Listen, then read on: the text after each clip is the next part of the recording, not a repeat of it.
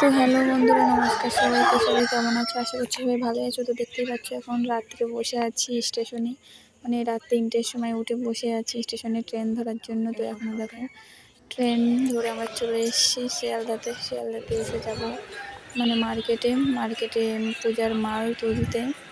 বাড়িতে ব্যবসা হবে, সেই জন্য পূজার মাল তোলার জন্য যেতে হবে, সেই জন্য ভোর আমরা শিয়ালদা চলে এসেছি।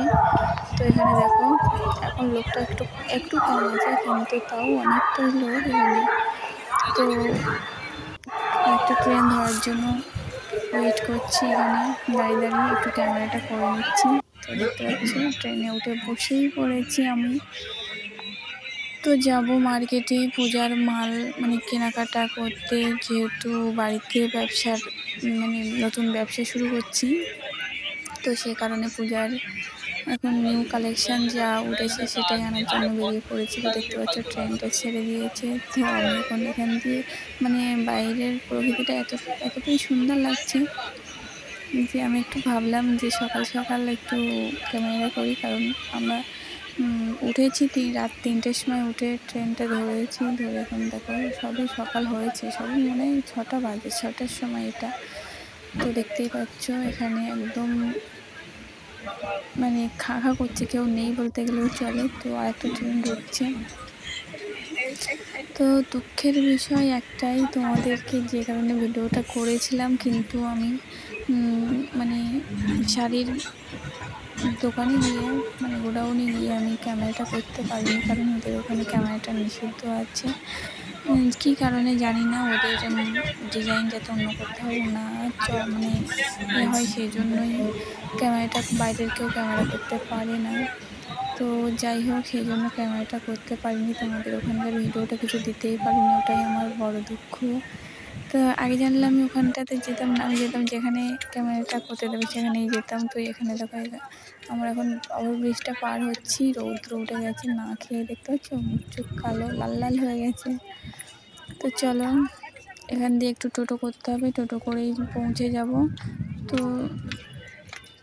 মানে কি আর বলবো তোমাদেরকে, না খেয়ে আমার আর মুখের ভাষা নেই কিছু বলার। মানে রাত 3টের সময় উঠে বেরিয়েছি আর পৌঁছেছি 8টা 9টা এরকম বেজে গেছিলো একটানা গাড়ি জানি। তো ব্যবসা করতে গেলে তো একটু কষ্ট করতে হবে গেস্ট পেতে গেলে। তো যাই হোক, এখন আমরা টোটো করে চলে যাচ্ছি গোডাউনে, শাড়ির গোডাউনে। ওখান দিয়ে মাল করে আমরা আবার রিটার্ন করবো। তো চলো, আমাদের মাল করা হয়ে গেছে, কিন্তু আমি দুঃখক্রমে তোমাদেরকে ভিডিওটা দিতে পারিনি। তো এখানে দেখো, এখানে প্রচুর কলা বাগান আছে, লিচু বাগান আছে, মানে এখানে যেন এক রকম বাগান, প্রকৃতিটা খুব সুন্দরই।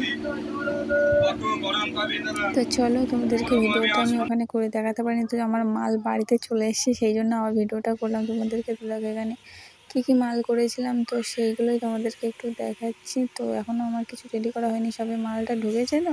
তো সেই জন্য সব কিছু বের করে মিলিয়ে রেখেছি যেখানে সেখানে। তো এখানে নিচে দিয়ে সাজাতে হবে, কারণ যতদিন না বাইরে দোকানটা করা হচ্ছে ততদিন ঘরেতেই রাখতে হবে সাজিয়ে গুছিয়ে। তো এখানে আছে কাতান বেনারসি।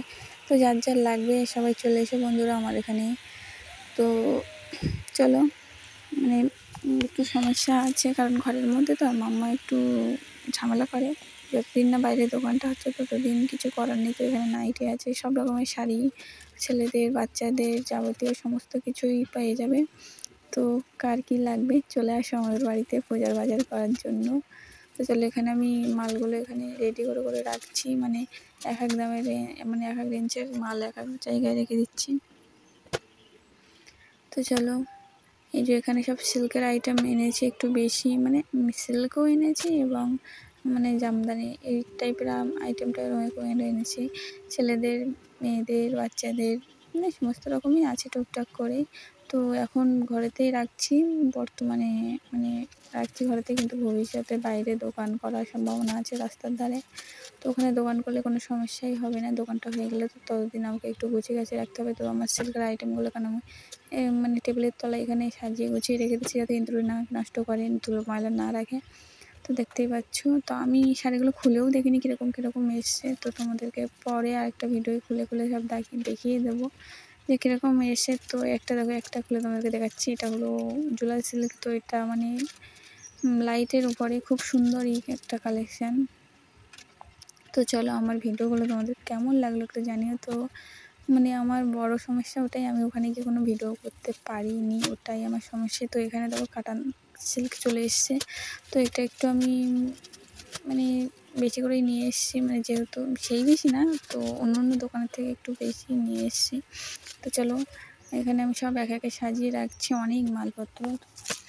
তো কোথায় কী রাখবো সেটাই আমি ভেবে ভেবে পাচ্ছি না, বসে বসে ভাবছি যে কোথায় কী রাখবো। তো এখন ওইখানে দিয়ে রাখছি সব, আবার খুলে খেলে ঠিকঠাক করে পেপারের মধ্যে রাখতে হবে, কারণ এই মালগুলো যেগুলো আছে খোলা, সেগুলো একটু বাইরে রাখলে ধুলো পড়ে নষ্ট হয়ে যাবে, সেই জন্য এগুলো আমাকে পেপারের মধ্যে ঢোকাতে হবে। তো যেগুলো পেপারের মধ্যে আছে সেগুলো হয়তো অসুবিধা হবে না, কারণ ওগুলো পেপারের মধ্যেই করা আছে, আর এগুলো তো বাইরেই আছে, সেই জন্য আমাকে সব ঠিকঠাক করে পেপারের মধ্যে ঢুকিয়ে রাখতে হবে। সাদা পেপার ওরাই দিয়েছিল ওখান দিয়ে, মানে প্যাকিং করে বস্তায়, মানে মাল ডেলিভারি দিয়ে এসেছিলো, সেখানে ওর মধ্যেই বড় পেপার দিয়ে ওরা মুড়ে দিয়েছিলো যাতে বাইরের জলটা না ঢোকে। তো ওটা আমার মাথাতে এক্ষুনি আসে না, একা একা করা যাওয়া সম্ভব না, সেজন্য মামার পাপা আসলে ওগুলো আমি সাজিয়ে সাজিয়ে রাখবো। তো এখন আপাতত সাজিয়ে রাখছি। তো তারপরে আবার সব কিছু ঠিকঠাক করে বিল মিলিয়ে রাখতে হবে। তো এখানে দেখো ব্লাউজটা চলে এসেছে, ব্লাউজটা আমি বেশি নিয়ে আসিনি, 3 সেটই নিয়ে এসেছি। আর এখানে শাড়ি সব রকমের আছে, এটা হচ্ছে বধূবরণ শাড়ি। তো এই শাড়িগুলো মানে রেগুলার কোথাও মানে গরমের দিনে পরে যাওয়া যায়, খুব নরম আর সফটের ভিতরে, কোনো অসুবিধাই হয় না।